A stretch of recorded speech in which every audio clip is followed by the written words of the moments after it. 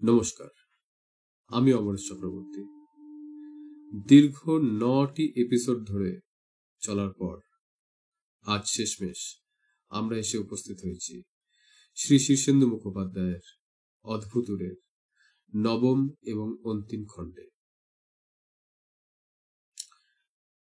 শীর্ষেন্দুবাবুর অন্য যে কোনো গল্পের মতন এই গল্পেও নানান মজার ক্যারেক্টার এবং নানান মজার প্লট আমাদের যেমন হাসিয়েছে তেমনি কাঁদিয়েছে আর আনন্দ দিয়েছে।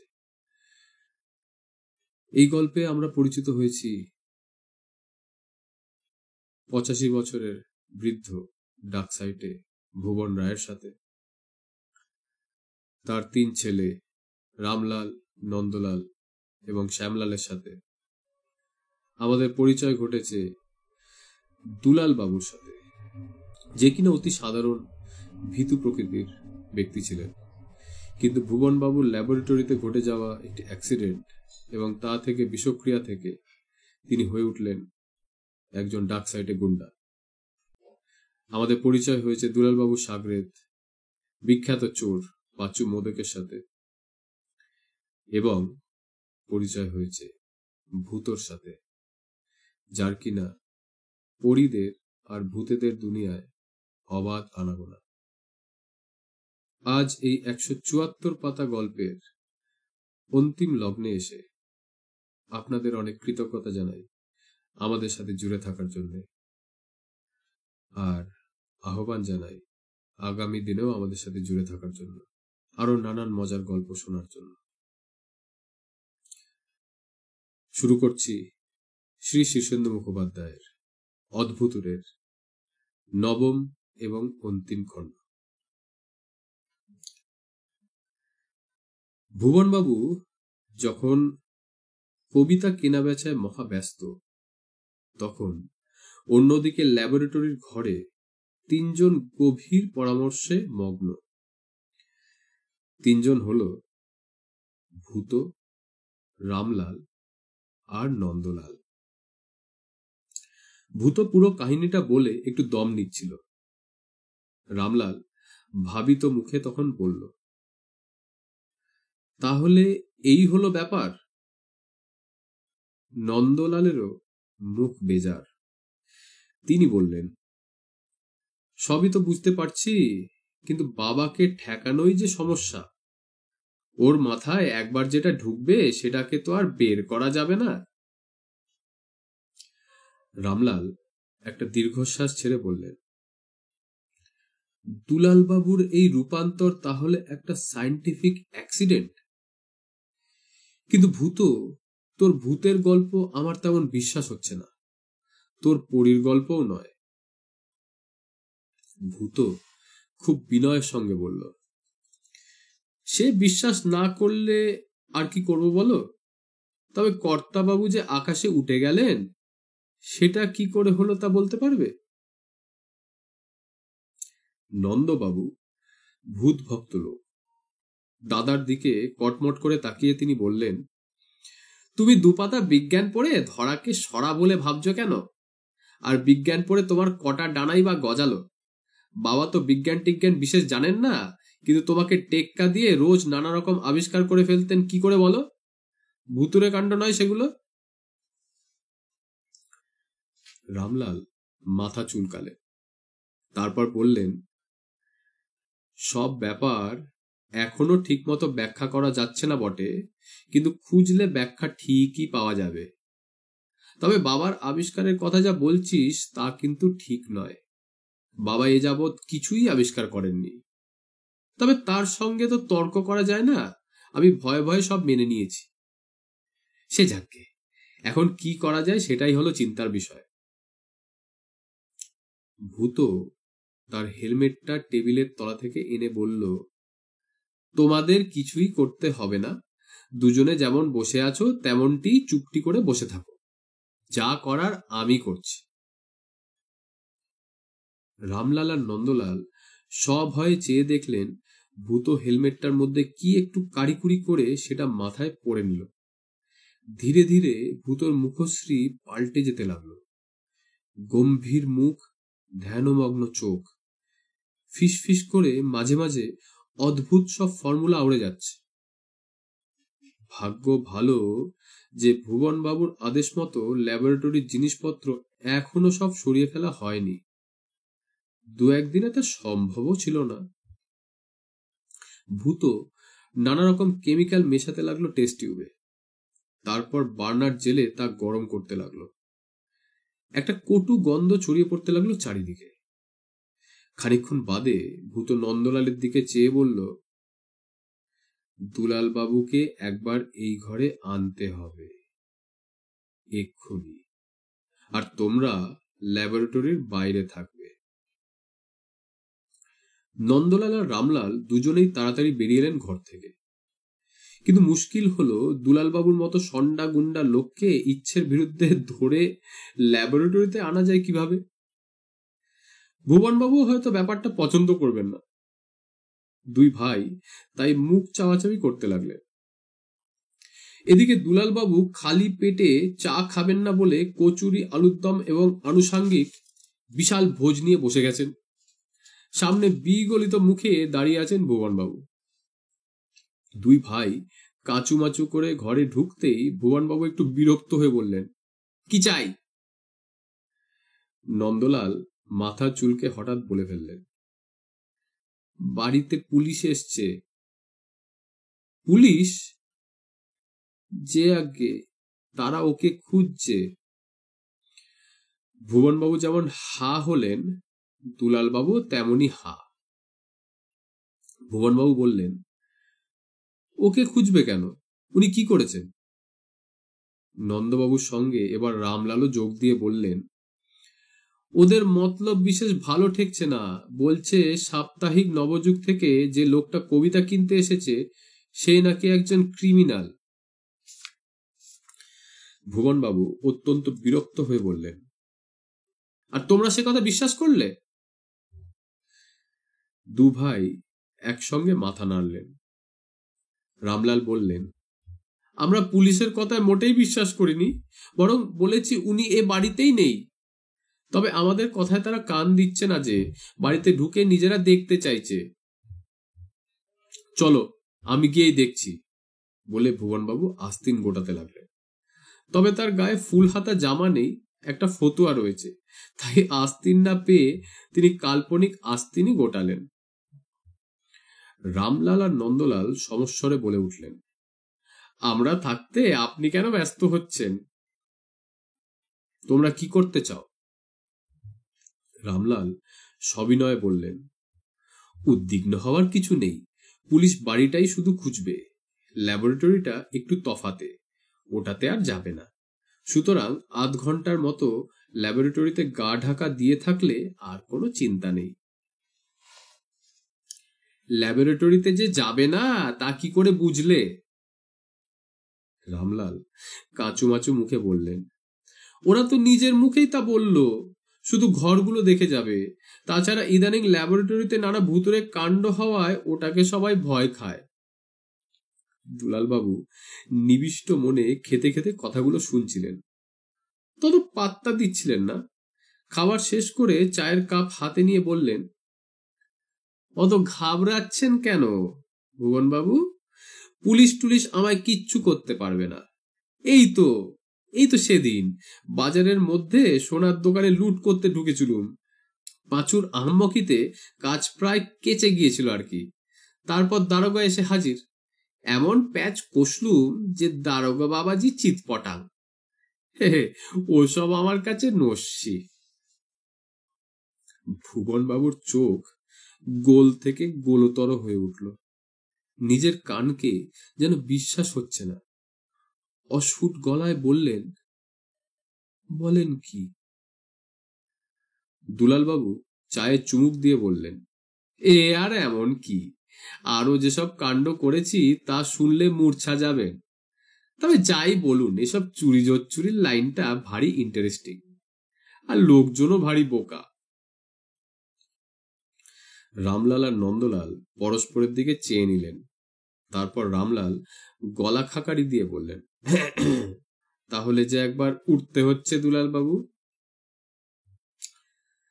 দুলালবাবু চা শেষ করে উঠে বললেন, ভুবনবাবু, আমি সারা শহর ঘুরে দেখলুম, আপনার মাথাতেই বুদ্ধিটা সবচেয়ে কম।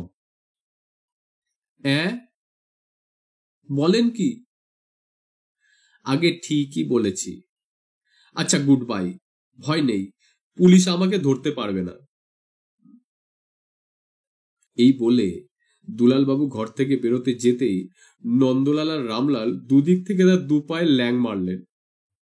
ভুবনবাবু ঘরের কোণ থেকে তার লাঠিটা নিয়ে এসে দমাস করে এক ঘা কষিয়ে দিলেন দুলালবাবুর পিঠে।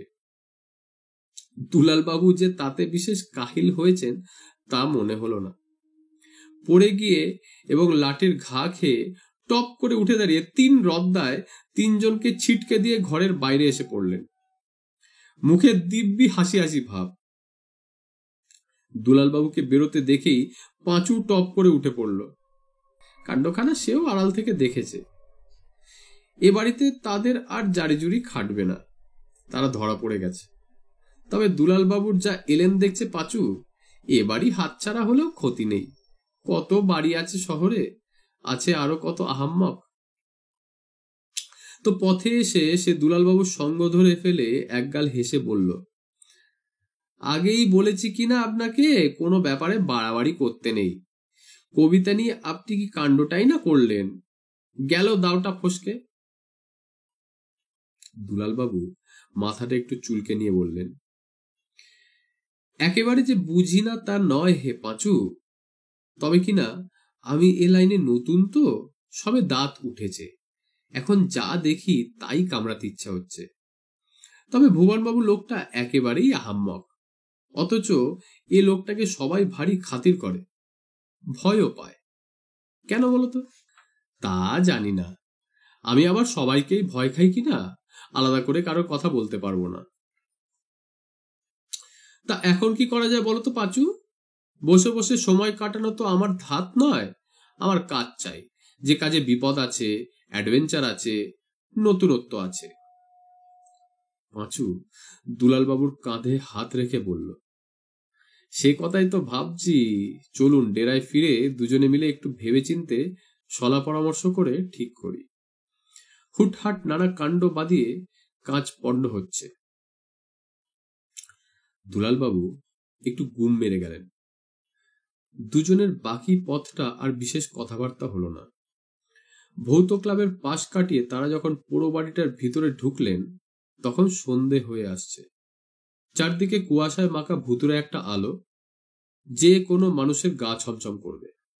তবে দুলালবাবু ও পাঁচুর সে বালাই নেই। ঘরে ঢুকে পাঁচু তার লণ্ঠনটা জ্বালালো, বলল, সন্ধেবেলাটা কাজ কারবারের পক্ষে বেজায় খারাপ, এই সময়টায় একটু জিরিয়ে নিন, রাত নিশুত হলে বেরোনো যাবে। এই বলে পাঁচু তার বিছানায় শুয়ে কম্বল মুড়ি দিয়ে ঘুমিয়ে পড়ল। দুলালবাবুর অবশ্য ঘুম এলো না। তিনি সহজে ক্লান্ত হন না, তার উপর শরীরটা যেন কিছু করার জন্য সর্বদাই টকবক করছে। দরজায় ক্যাচ করে একটা শব্দ হলো। তা ওরকম হয়, দরজা বলতে একটা মাত্র পাল্লা কিনা, তাও একটা কবজা ভাঙা বলে কাত হয়ে ঝুলে থাকে। সারাদিনই বাতাসে নড়ে আর ক্যাচ ক্যাচ শব্দ হয়। দুলালবাবু পাঁচুর দেখা দেখি জিরোনোর চেষ্টা করতে গিয়ে দেখলেন শরীরটা যেন জিরোতে চাইছে না, কাজ করতে চাইছে। পাঁচুর বয়স হয়েছে, তাকে সবসময় সঙ্গে টানাটা ঠিক নয়। বেচারার ভারী কষ্ট বোধ হয়।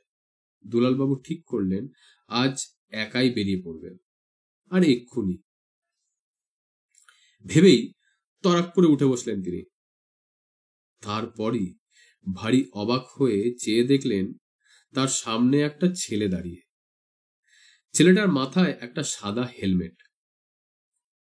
দুলালবাবু হাতে হাত ঘষে ভারী আমুদে গলায় বললেন, কাজ শিখতে চাও?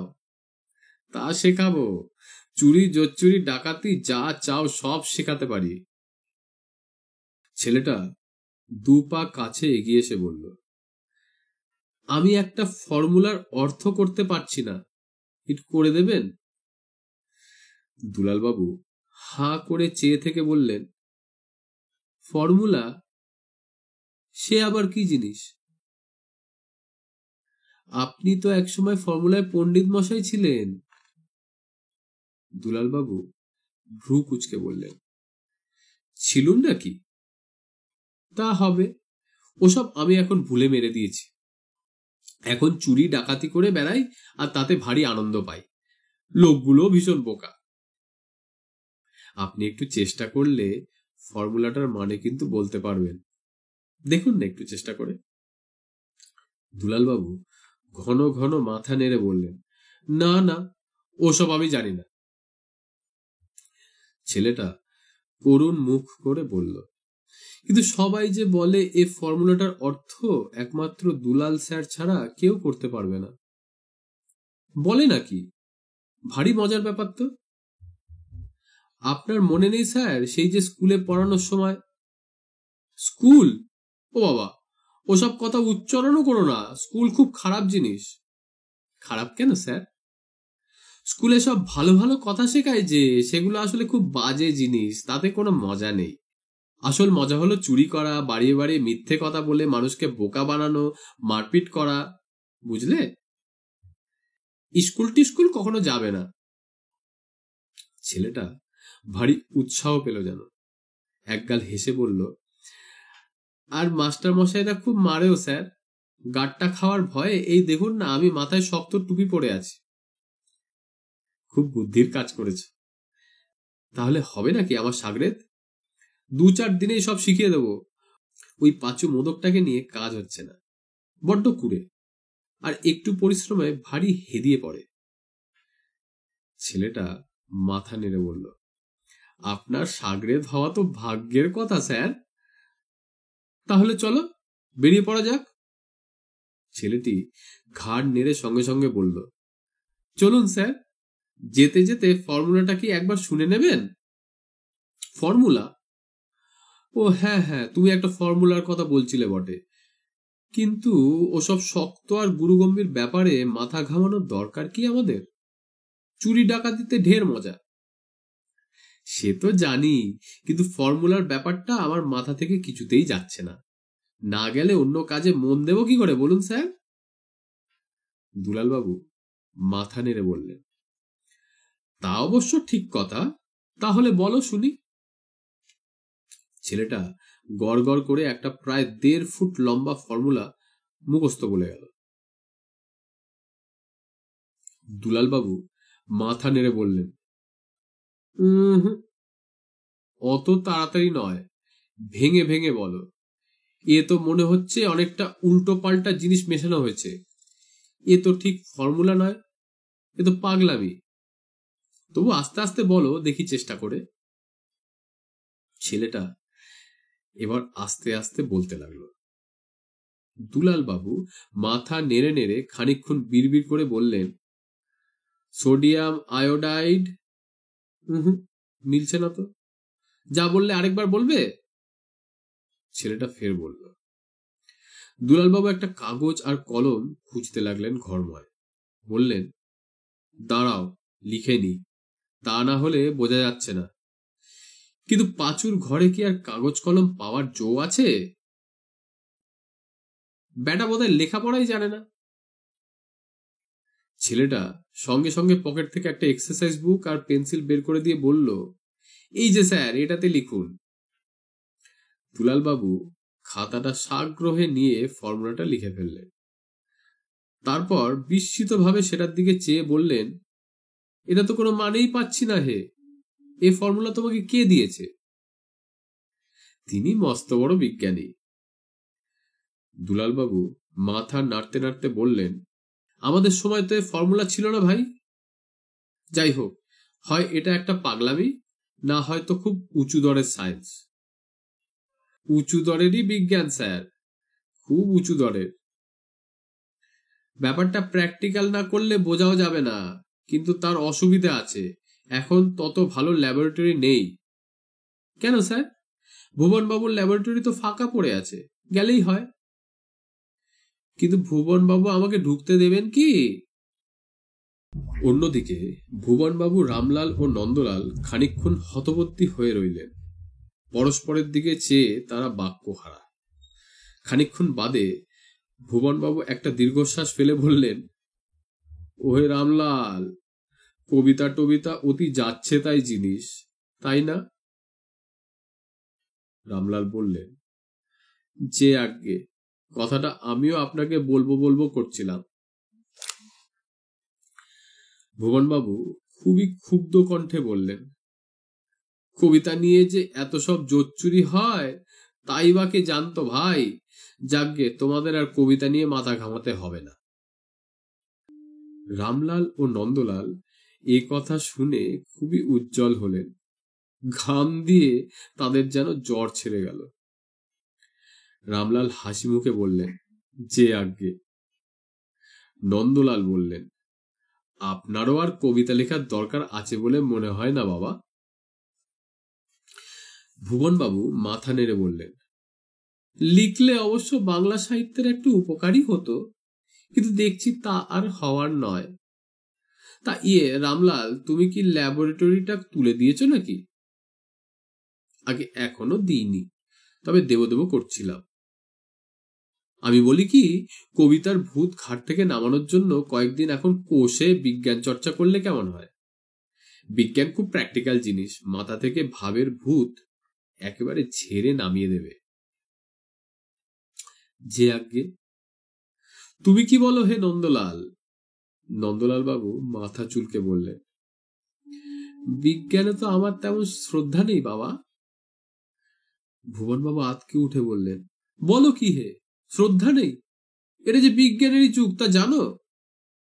আগে তা জানি, তবে বিজ্ঞান তো ভগবান মানে না, ভূত বিশ্বাস করে না, সেই জন্যই বিজ্ঞানের উপর আমার সেরকম আস্থা নেই। ভুবনবাবু উত্তেজিত হয়ে বললেন, তাহলে তো তোমার আরো বেশি করে বিজ্ঞান চর্চা করা উচিত। তুমি ভগবান মানো, ভূতে বিশ্বাস করো, ভালো কথা, সেগুলোকে বিজ্ঞান দিয়েই যদি প্রমাণ করতে পারো তাহলে সকলেরই উপকার হয়। ধরো এমন একটা যদি যন্ত্র আবিষ্কার করতে পারো যা দিয়ে ভগবানের সঙ্গে কথা বলা যায়, তাহলে কেমন হয়? ধরো যদি ভূতকে ঘরের টেস্ট টিউবে বন্ধ করে 5 জনকে দেখিয়ে দিলে, তাহলে তো একটা নামও হয় নাকি? যে আজ্ঞে, তবে কিনা কাজটা তো ভারী শক্ত। আহা, শক্ত মনে করলেই শক্ত, কাজে নেমে পড়লে আর শক্তটা কি? আমি যে ভৌত চশমা বের করেছি সেটাও পরীক্ষা করে দেখতে পারো। চমৎকার জিনিস, চোখে দিলেই দেখবে চারিদিকে ভূত একেবারে ঠিক ঠিক করছে। যে আজ্ঞে। তাহলে চলো সবাই মিলে আজ বিজ্ঞানের একটা হেস্তনেস্ত করে ফেলি। আমার মাথার মধ্যে এখনো কবিতার পোকার নড়াচড়া করছে, লক্ষণ ভালো ঠেকছে না। এখন বিজ্ঞান নিয়ে না পড়লে পোকাটাকে জব্দ করা যাবে না। কাচুমাচু মুখে দুই ভাই অগত্যা ভুবনবাবুর পিছু পিছু ল্যাবরেটরির দিকে রওনা হলেন। কিন্তু ল্যাবরেটরির দরজা ভিতর থেকে বন্ধ। ভুবনবাবু দরজা ঠেলে বললেন, কে আবার ঢুকলো এর মধ্যে? রামলাল তাড়াতাড়ি বললেন, আগে ভূত। ভূত? তার ঘাড়ে আবার বিজ্ঞান কবে ভর করলো? ভূত, এই ভূত। কিন্তু ভিতর থেকে কেউ সাড়া দিল না। জানালা দিয়ে উকি মেরে ভুবনবাবু বাক্যহারা হয়ে গেলেন। যা দেখলেন তা প্রত্যয় হয় না। অনেকক্ষণ বাদে ফিসফিস করে বললেন, সর্বনাশ। রামলাল আর নন্দলাল শ্রদ্ধা ভরে একটু পিছিয়ে দাঁড়িয়েছিলেন। রামলাল উদ্বিগ্ন মুখে বললেন, কিসের সর্বনাশ দেখলেন আজ্ঞে? সেই গুন্ডা লোকটা আজ এখানেও ঢুকে পড়েছে। কোন গুন্ডা? দুলাল বাবু, সঙ্গে ভূতকেও দেখা যাচ্ছে। দুজনে কি করছে বলতো? রামলাল উকি মেরে দেখে বললেন, তাই তো, একটা কিছু এক্সপেরিমেন্ট হচ্ছে মনে হচ্ছে। তাহলে কি হবে? দরজায় জোরে ধাক্কা দাও, এসব আমার একদম ভালো ঠেকছে না। কিন্তু ধাক্কা আর দিতে হলো না। হঠাৎ ভিতর থেকে একটা আলোর ঝলকানি আর সেই সঙ্গে বিস্ফোরণের শব্দ এলো। ঘরের ভিতরটা নীল বর্ণ ধোঁয়ায় ভর্তি হয়ে গেল। একটা কটু গন্ধ বেরোতে লাগলো ঘর থেকে। ভুবনবাবু বিবর্ণ মুখে বললেন, এ কি? রামলাল চিন্তিত ভাবে বললেন, একটা দুর্ঘটনা ঘটেছে বলে মনে হচ্ছে। নন্দলাল 10 হাত পিছিয়ে গিয়েছিলেন। একটু কম্পিত গলায় বললেন, আমি আগেই বলেছিলাম কিনা যে বিজ্ঞান খুব খারাপ জিনিস? তিনজন খানিকক্ষণ কিং কর্তব্য বিমূঢ় হয়ে দাঁড়িয়ে রইলেন। ধীরে ধীরে ভিতরকার ধোঁয়াটে ভাবটা কেটে ঘরটা আবার পরিষ্কার হয়ে গেল। দরজা খুলে হেলমেট পরা ভূত বেরিয়ে এসে উত্তেজিত গলায় বলল, দুলালবাবু অজ্ঞান হয়ে গেছেন, তবে ভয় নেই। ভুবনবাবু ভারী রেগে গিয়ে বললেন, ভয় নেই মানে? বিজ্ঞান কি ছেলে খেলা নাকি? এ খুব বিপজ্জনক জিনিস। কি থেকে কি হয় তা আমার মতো পাকা সায়েন্টিস্টও সবসময় ঠাউর পাই না। চলো তো দেখি লোকটার কি হলো। দুলালবাবু মেজের ওপর হাত পা ছড়িয়ে শুয়ে রয়েছে। জ্ঞান নেই, তবে নাড়ি চলছে, শ্বাসও বইছে। মুখে চোখে বেশ কিছুক্ষণ জলের ঝাপটা দেওয়া হলো। পুরনো জুতো এনে শোকানো হলো, চিমটি কাটা হলো, কাথুকুতু এবং সুরসুরিও দেওয়া হলো। প্রায় ঘন্টাখানেক চেষ্টার পর দুলালবাবু মিটমিট করে চাইতে লাগলেন। ভুবনবাবু একটু ভয়ের গলায় বললেন, ইয়ে রামলাল, দড়ি টড়ি যা পাও নিয়ে এসো। লোকটা যদিও আমাদের সেই দুলালবাবু বলেই মনে হচ্ছে, তবু সাবধানের মান নেই ভাই। ভালো করে জ্ঞান ফেরার আগেই হাত পা বেঁধে ফেলতে হবে, নইলে আবার হয়তো বিপদ ঘটাবেন। ভূত মাথা নেড়ে বলল, আমার তা মনে হয় না। দুলাল স্যারের যে অসুখ হয়েছিল তা বোধহয় সেরে গেছে। দুলালবাবু ভুবনবাবুকে দেখে তাড়াতাড়ি উঠে বসলেন। তারপর হাত জোর করে কপালে ঠেকিয়ে ভারী নিরীহ মুখে নরম গলায় বললেন, ভালো আছেন তো? ভুবনবাবু একটু ভড়কে গিয়ে বললেন, তা ভালোই বলা যায়, কিন্তু আপনি কেমন আছেন? দুলালবাবু চারদিকে চেয়ে বললেন, আমি বোধহয় অসময়ে একটু ঘুমিয়ে পড়েছিলাম, মাফ করবেন। সবাই বুঝতে পারছিল সেই আগের দুলালবাবুই আবার ফিরে এসেছেন। ভুবনবাবু একটু অভিমানের গলায় বললেন,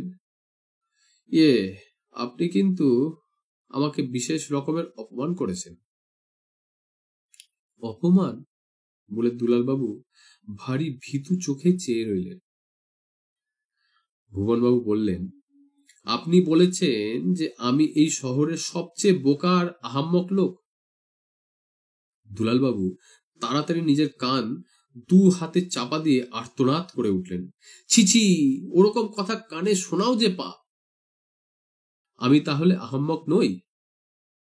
দুলালবাবু মাথা সবেগে নেড়ে বললেন, সেই কথাও আমি বলতে পারবো না। আমি সামান্য ব্যক্তি, বড় বড় মানুষেরা যে কেমন তার আর কি জানি। আপনি কবিতা কেনার নাম করে আমাকে ঠকিয়েছেন, ঠিক কি না? অনেক চুরি, মিথ্যে কথা আর ডাকাতির অভিযোগও আপনার বিরুদ্ধে আছে। দুলালবাবু আকাশ থেকে পড়লেন, মুখে বাক্য সরল না। এই ঘটনার দিন দুই বাদে এক সকালে দুলালবাবু ল্যাবরেটরির এক কোণে ছোট্ট একটা স্টোভে সেদ্ধ ভাত রান্না করছিলেন। এমন সময় জানলার বাইরে একটা লোক এসে দাঁড়ালো।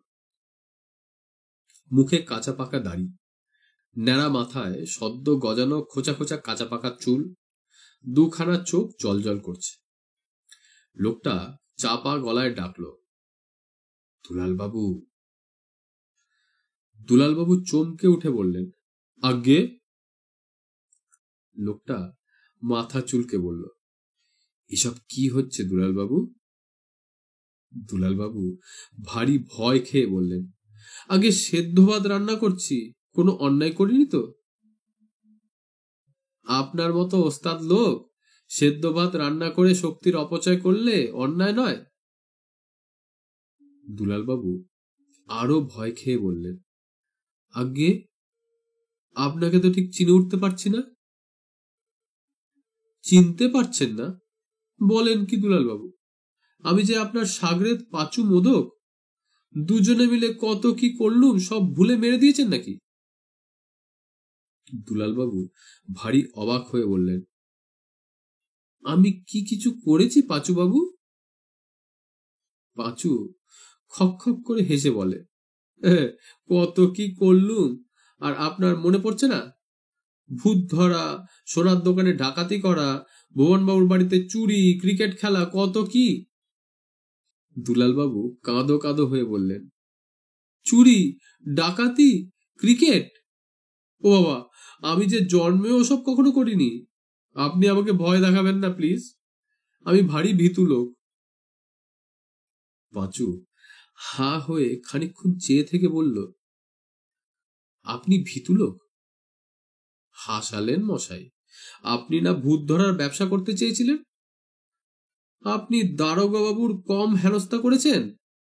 ভুবন বাবুর মতো ডাক সাইটের লোককেও নাকের জলে চোখের জলে করে ছেড়েছেন আপনি।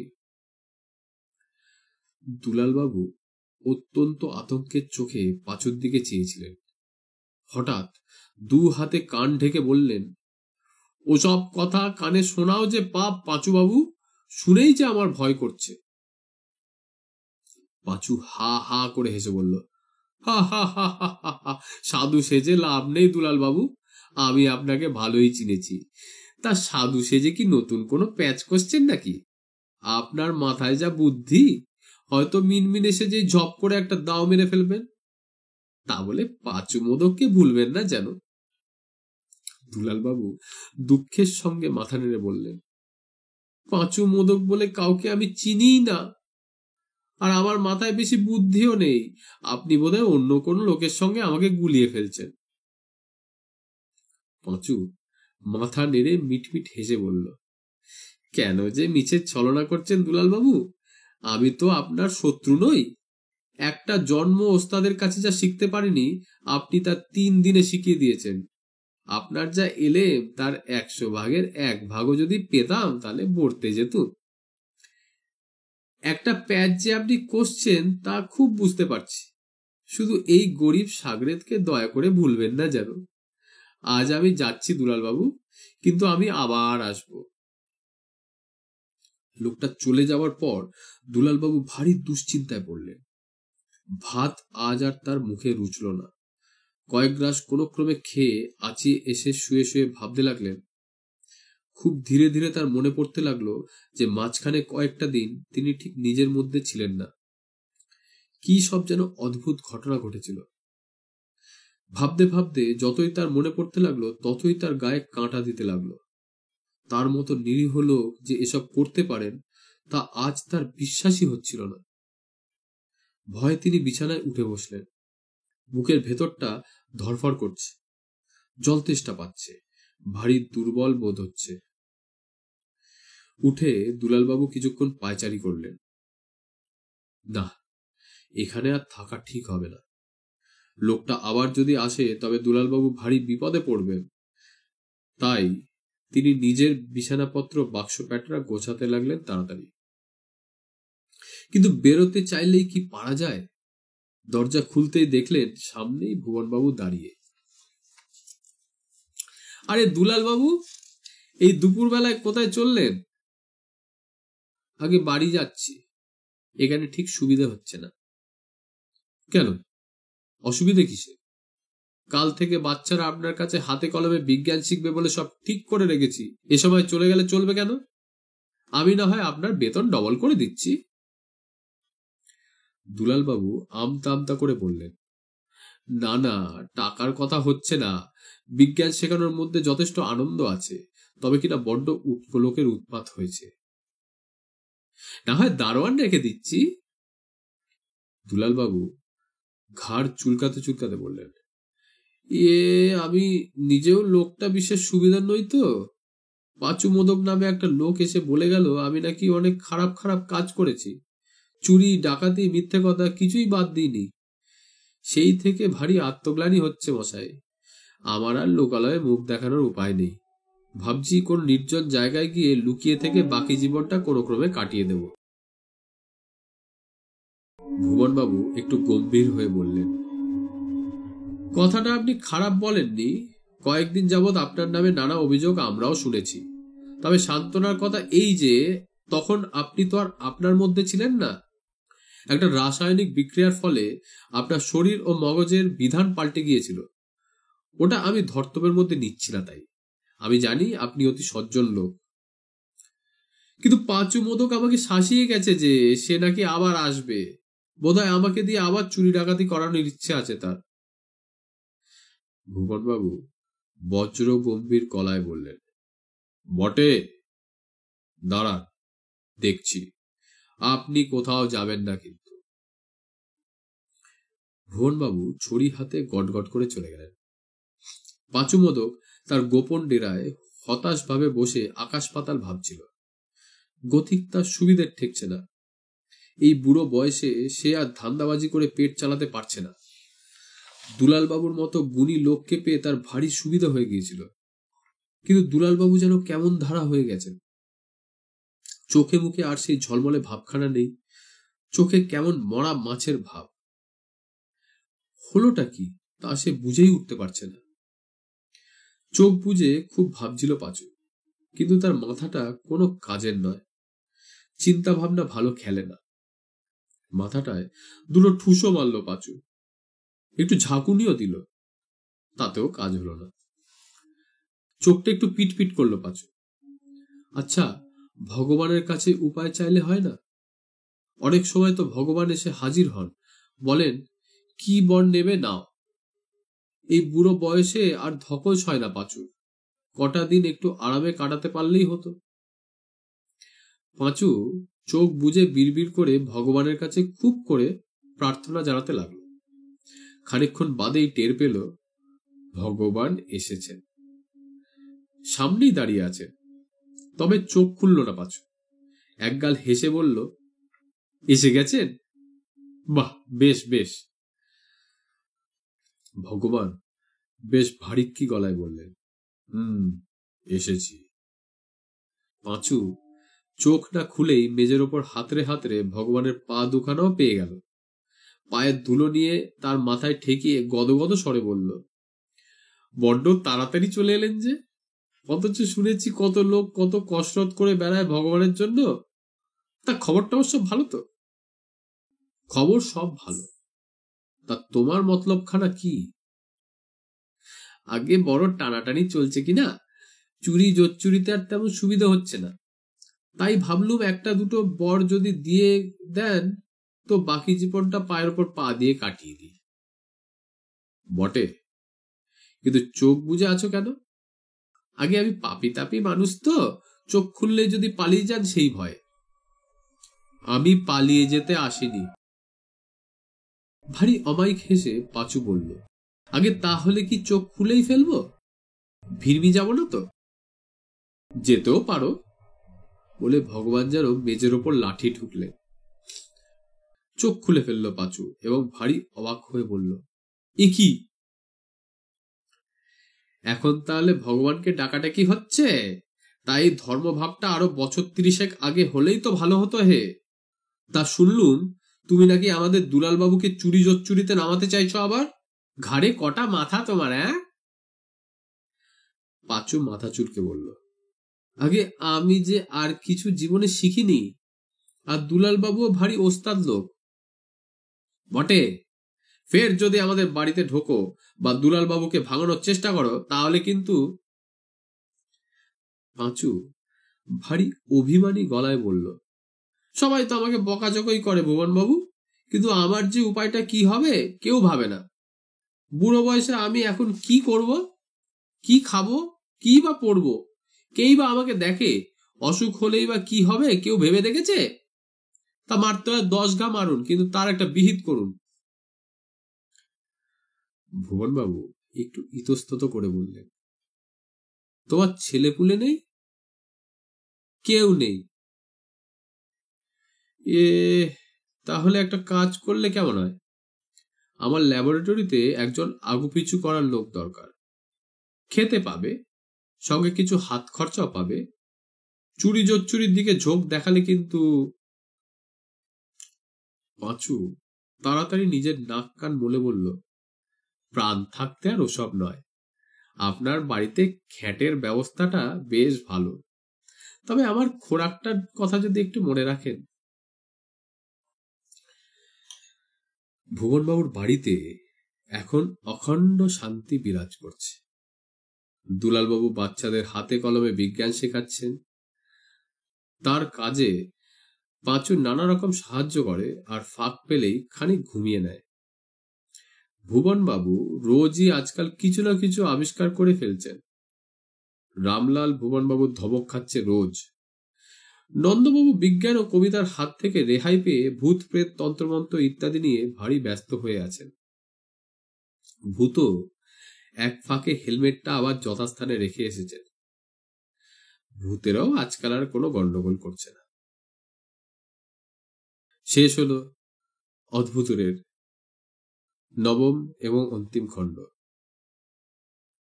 আগামী সপ্তাহে একটি নতুন গল্প নিয়ে আবার ফিরে আসব আমি, অমরেশ চক্রবর্তী।